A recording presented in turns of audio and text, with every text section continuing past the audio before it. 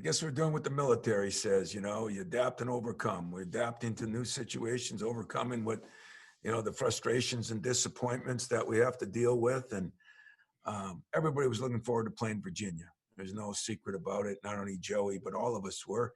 And as a coaching staff, we were, just to see where we were at is really important. But we've adjusted. We got back. We practiced almost immediately because a day of travel counts as a day off or a day on. So we practiced then, and we gave them yesterday off, which was great.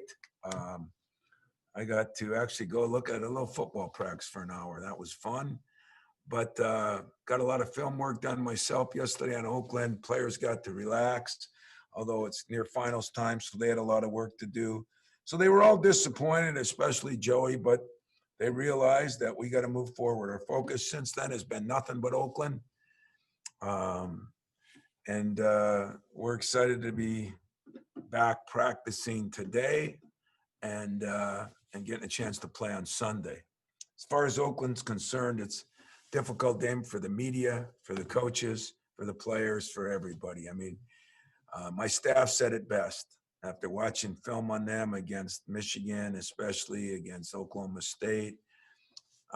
They said, Coach, this is the best 0-6 team in the history of the world. And I only say that because I told you guys every week that COVID is going to come and go.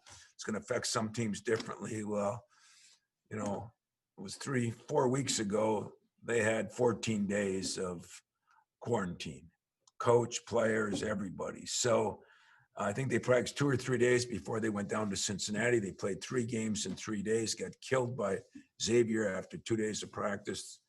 And then they got beat by, I think it was Bradley and Toledo. And then they go home for a day. They go to Michigan and play their tail off against Michigan, who's been playing really well. And then they had another day. I think they went to Purdue and got killed down there. And then they had 4 days off to practice for once. And they go to Oklahoma State. It's a 2-point game with 5 minutes left. So I'm not trying to make them better than they are, and I'm not trying to make them worse. It's just this. For 20 years we've played or more. And there's been years we were really good, and they were really good. And there's years we were really good, and they weren't as good. And there were a couple of years when we weren't that good, and they were good. And it seems like of the 20 or whatever number of games, Greg Campy's a hell of a coach. That's why I play him. And he's got a hell of a program. And that's why I play him. And then they're in our state, we're friends, and that's the last reason I play them. But this team is much better than their record.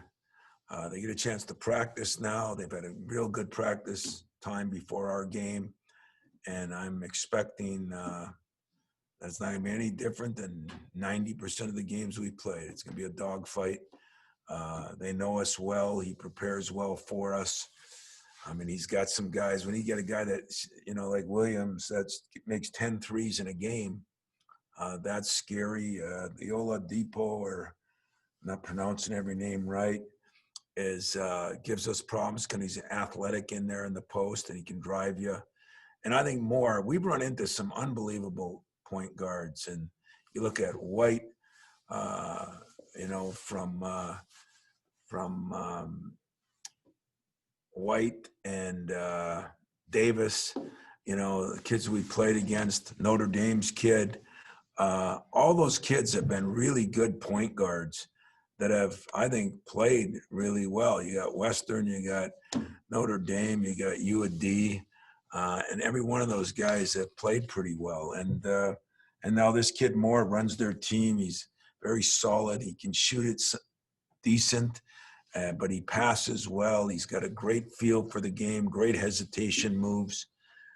And so saying all that, I'm just looking forward to the game. So probably talk too much. Let's go to the questions. We'll go first to Kyle Austin. Hey, Tom. First of all, wondering with Virginia, are you guys going to try to find a new date with them or another non-conference game, or are you just going to go into that conference play? You know, I'd like to find a new date with them, but we both run into problems after this week, and now they're in quarantine for a while. So we're trying to get another game going. So it'll leave you guys up to speculation and me up to speculation. And we stuck KP back in his cave and told him to put on that hat he wears, that think hat. We're trying to find a team to play sometime next week. Even though it's finals, I think we can get special exemption for as long as we're at home. So that's what we're trying to do. Whether we'll succeed in that, I don't know. The next couple of days will probably tell us. And then how did you see your guys handle that situation? Just given that you had gotten so close to it, you had traveled and everything, how did they kind of deal with it? They were great. You know, I told them about 11:15 at night. They were disappointed, but great. You know, I mean, I've really set the standard here that the only way we're going to have a successful season if we learn to adapt and overcome the situations. And if, you know, that's a tough pill to swallow. We all agreed, but it was tough for Virginia too, I'm sure.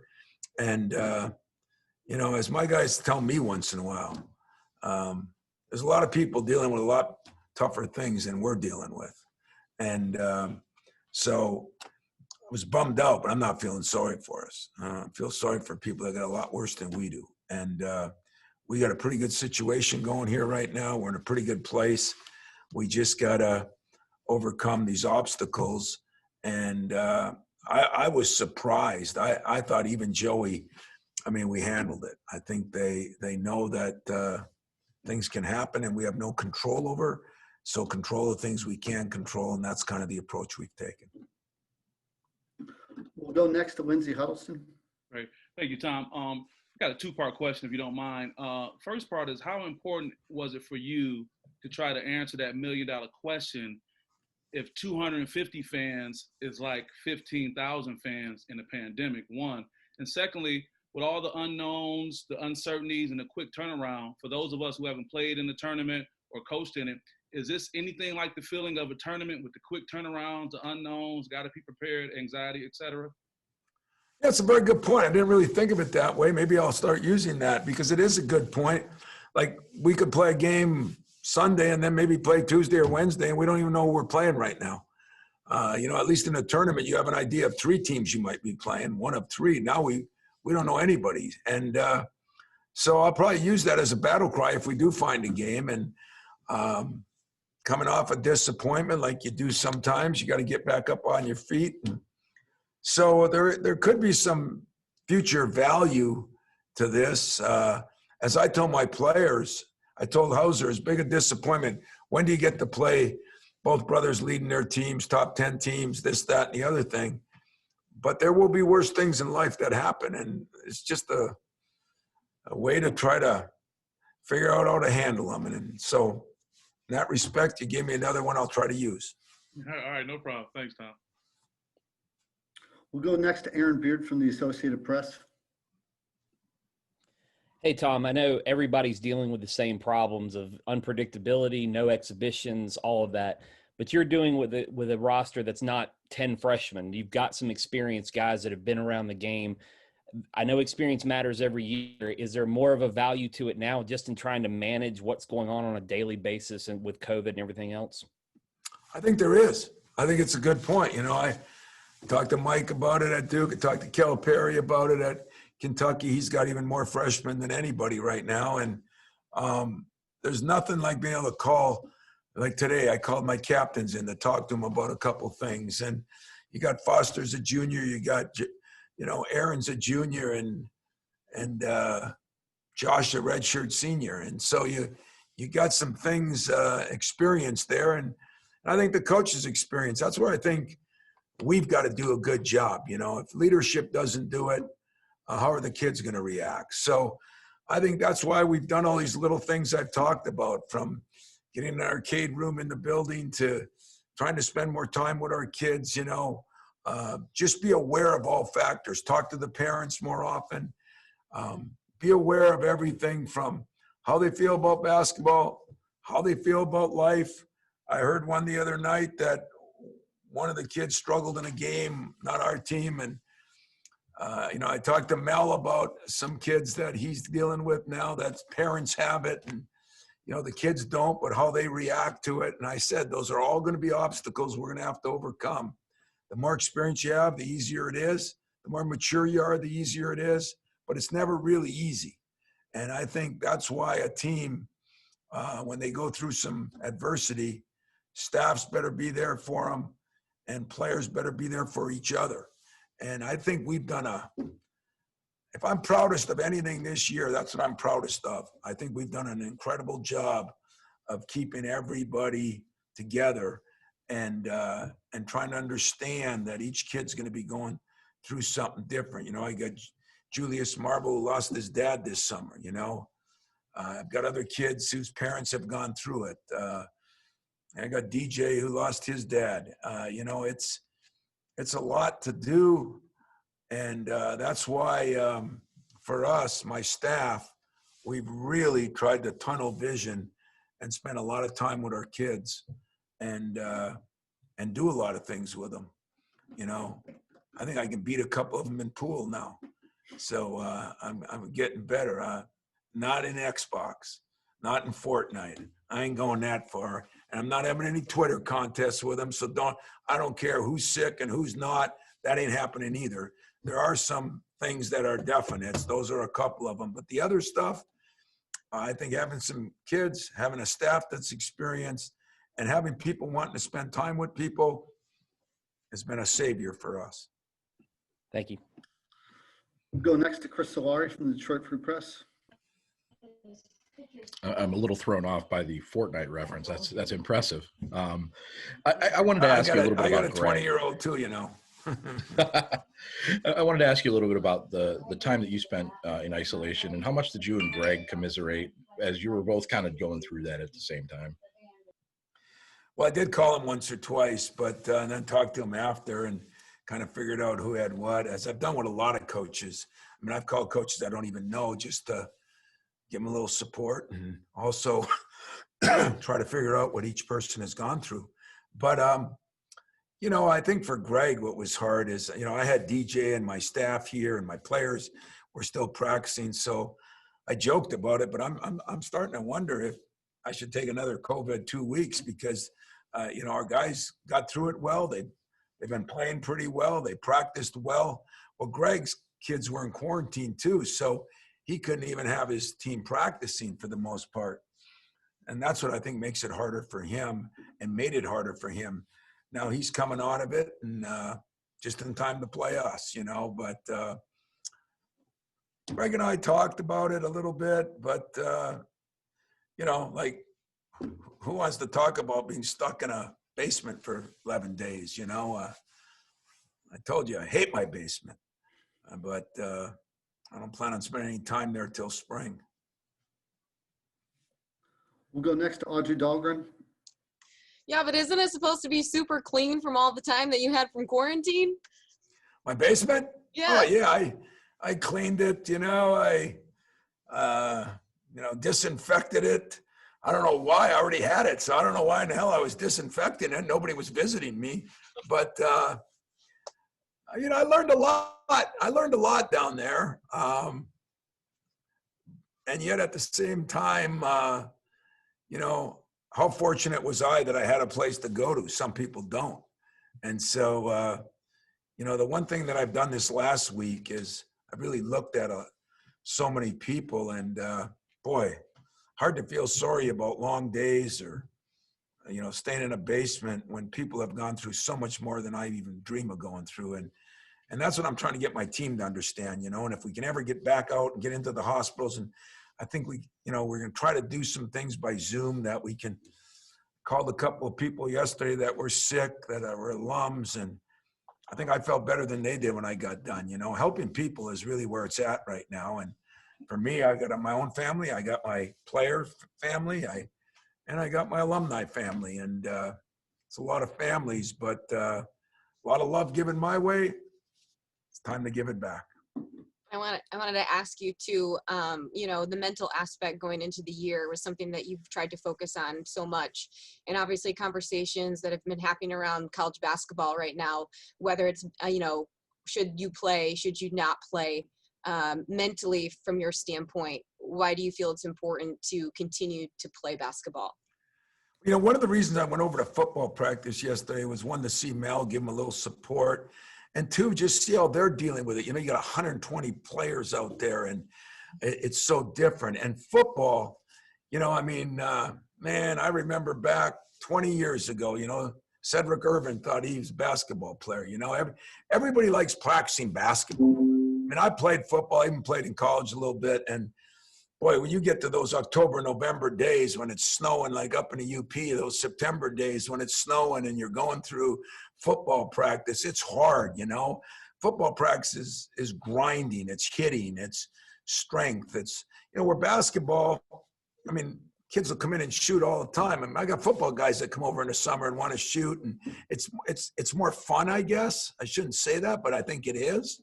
So I wanted to see how they were handling it. And I was really impressed with the job Mel has done and their staff and how they're handling things. And I think personally, I mean, I know there's a lot of controversy out there right now because of comments that have been made. And everybody, remember this, every coach has a couple of X factors. The state he lives in, the county he lives in sometimes, the conference he's in, the university he works for. And then the big one is, you know, how his team feels. And I started calling parents and having Zoom calls real early. I had Zoom calls with my players when they weren't even on campus. We've talked a lot about it since players are back. When the season started, we talked a lot. When we talked about missing Thanksgiving, talk to them. When I talked about missing Christmas, talk to them. So don't let anybody act like this is a dictatorship where the coaches or the Big Ten Conference is making us play on Christmas Day. This was something, once we decided that our kids probably had to be up here at Christmas, I actually talked to Juwan Howard because he played in the NBA, and you know, there's nothing like Christmas Day in the NBA. So especially then I said, well, NBA isn't going to be playing then. Let's us take over Christmas Day. And that thing got rolling a little bit. Then the NBA came back, but our players were excited about it. Our players know the most they get at Christmas is 3-4 days would be a miracle. And sure, they want to be with their family. I'd like to be with my family. But again, think about all LeBron sacrificed and those guys making millions of dollars. Think about other people that are in, you know, my players get to stay in a nice apartment in this building that has got everything you could ask for. There's a lot of people don't have that. And I really believe this. I believe everybody has their own right to their own opinion, but there's no way I believe my players would be mentally safer, physically safer than to be right here with us. Sure, their parents are going to miss them and they're going to miss them and an aunt and uncle and a grandparent, but we're in a pandemic that has never happened. And our job is to make sure we keep them as safe as we can. And players go home, buddies are going to come over, this and that. There's depression in some areas. You know, again, Lindsay, you'd be the guy to talk to more than I would be on this stuff.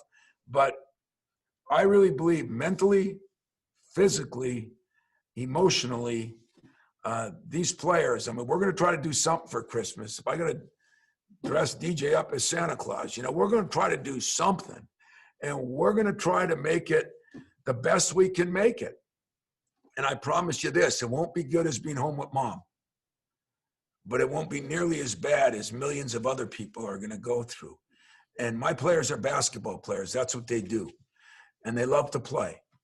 And so I think mentally, what was tough was being home 5 months in March, April, May, June, July, you know, and not being able to have a gym to go to. I think we're mentally better off this way. I think that's my opinion. I agree with our state. I think we should be masking up and doing all the other things. But playing basketball, I think, is a mental relief for them. I mean, coming from a guy who sat in a room for 11 days, who I worked quite a few hours most of the time, retirement got pushed back 10 years. You know, what am I going to do? Sit in a basement? I mean, not only that I didn't like it, I'm not sure my wife liked it. So retirement for me is way down the line. I've learned something from this. And I use that to talk to my kids and say, my players, and say, you know, what do you think's best? What do you want to do? Well, if one kid said they didn't want to go home for Christmas, I'd have called them a liar. But under the circumstance of how much you have to quarantine, some states you can't even enter. Some places, if you leave the state, you gotta be out 14 days. I mean, they're just circumstances that we don't have control of. And I think we're doing a hell of a job here. And I think we're doing a hell of a job the way we're testing in the Big Ten. And I got nothing but positive things to say about it. And yet I appreciate everybody's got their own opinion. Everybody's got their own kids to deal with. But mine are really doing well. They're feeling well. And we're taking that pulse every single day. And I feel good about it. Thank you. We'll go last question to Tony Paul from the Detroit News. Hey, Tom, most of my questions have been answered. You just touched on it a little bit. But Coach K's comments specifically, were you surprised by those comments? And do you know, he's kind of taken some heat from a lot of people in the college basketball world. Do you think that's unfair? Well, I can tell you a lot of things in the last 3-4 years that I thought were unfair, but you know, that's our job to take heat. We get paid to take heat. But listen, when we went down there and played, it was so professionally done. Everything was spot on. They did a hell of a job in their testing and all the things they did. If he feels this is what's best for his team, you know, he might have more young guys than I. Maybe he doesn't have enough veterans around. Maybe their circumstances in their state are different. I am not here to judge somebody else's, especially people that I have respect for. But the only thing that I would question for all of us is basketball players love to play basketball. And they love their family. Hey, we're going to get to see mom and dad. It might not be on Christmas. We're going to get to see the grandparents. Things are going to start going in a better way. I really believe that, if we get this virus under control, we get the shots. So, if they're coming down the road, sooner or later, good things are going to happen. But right now, I do feel I have an obligation to a Josh Langford or an Aaron Henry or players that are juniors and seniors and might not ever get to play college ball again. And so for us here, this is what we've chosen. For Mike, that's what he's chosen. I don't think anybody should give anybody any heat. I just want to make sure that it's not implied like if you agree with everything he said, don't think that I'm taking my kids away from Santa Claus, or don't think I don't care about their mental health. I think every coach and every state and every county and every university is dealing with it a little differently. I'm not sure I'm crazy about that. I wish we were all on the same page. This unity thing we're talking about, I think it should be with everything. And I think we all have an obligation to help the person next to us. And but if he thinks that's the best way for his team, I respect and admire it. But I just want to make sure, don't take that as I don't care about my team. I don't care about my mental health, because I've heard that being said for some of us that believe we got to keep moving forward. I have been a mask carrying, card carrying guy my whole time. I believe this virus is serious, but I just, for some reason, believe I can control my kids here even better, because when they go home, it's not that the parents won't control them, but all their buddies are going to want to be around, and some of them are going to be, in different ways, different than others. And so I think this is the safest bet for right now, but that's just my opinion. Up for debate, up for criticism too. But I've done enough homework and I feel good enough talking to my players that I'm comfortable telling you we're in the best position, best place we can be in. These kids are in the best place they can be in for right now, according to me and them. And we're going to keep moving forward until somebody tells us differently. So I don't think anybody should criticize.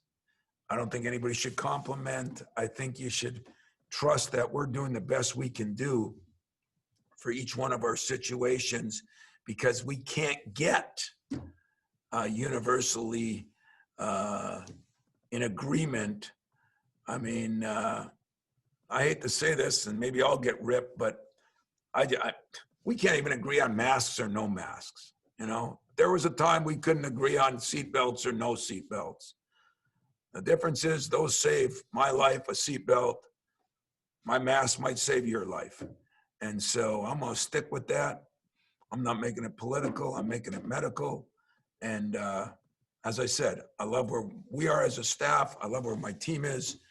And I feel bad that we're not going home for Christmas. I feel bad that I won't spend much time home for Christmas. I'm going to do what I think is best for my team and my position here. And I know this. I might have Christmas in May. I'm going to find a way to still celebrate it. It's just going to maybe be a little later, and but I'll make up for it. That's a promise. I'll make up for it, have some fun with it, and hell, I could go back to the UP in June and still have Christmas because there'll still be snow on the ground. What the hell's the difference, you know? Any other questions? You got me fired up now. What's your opinions?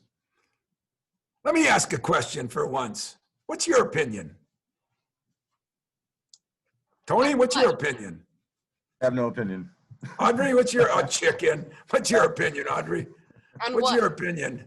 I have a lot of Chris? opinions I mean, on this situation.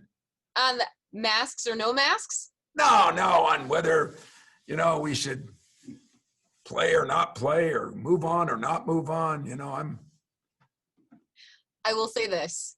I think that mentally, for the health of everyone, you need to have somewhat of a routine and a schedule of what you're used to in order to feel as though you are continuing to flourish in your own mind. that's more professionally said than I did. So hats off to you. But as you can see, it's tough, Tony. It's tough, Audrey. It's tough, Chris. It's tough for all of you, and it's tough for me. And y'all got kids, and some of you have had it, some of you haven't. You know, some of you are not responsible for other people. Some of you are. It's there's no blueprint for this. That's why we're all kind of trying to do the best we can do. But I think I'm fired up in a positive way because I feel like I've done my due diligence and my homework. And really what I care about is not how I feel. I care about how my players feel, my own kids feel. And I feel like we're doing what is best for us. And I respect everybody that's doing what's best for them, except if you don't wear a mask, then I have no respect for you. Thanks a lot, guys. Take care.